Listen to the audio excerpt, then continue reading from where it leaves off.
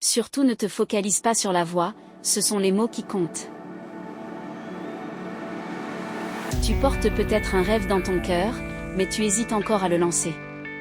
Écoute bien cette histoire, elle pourrait être le déclic qui change ta vie.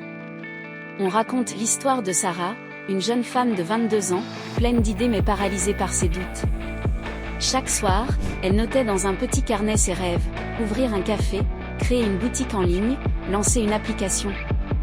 Le carnet débordait de projets, mais sa vie ne bougeait pas. Un soir, elle montra ses notes à sa grand-mère. Après avoir parcouru les pages, celle-ci dit calmement, « Ma petite, tu as déjà les graines. Mais une graine ne pousse pas si tu la gardes dans ta poche. Il faut en planter au moins une. » Cette phrase résonna fort. Sarah comprit qu'il était temps de passer de la théorie à l'action. Le lendemain, Sarah choisit une idée simple, vendre des jus naturels avec les fruits de son quartier. Pas de local, pas de machine moderne. Juste un vieux mixeur, quelques bouteilles et une petite table installée devant chez elle. Le premier jour, elle vendit 3 jus seulement. Elle aurait pu se décourager, mais au lieu d'abandonner, elle nota dans son carnet, 3 clients, c'est 3 portes ouvertes. Cette phrase devint son moteur. Elle travailla plus dur, améliorant ses recettes, décorant ses bouteilles, parlant avec chaque client comme s'il était unique. La semaine suivante, elle en vendit 15. Ensuite, des livraisons dans un bureau s'ajoutèrent.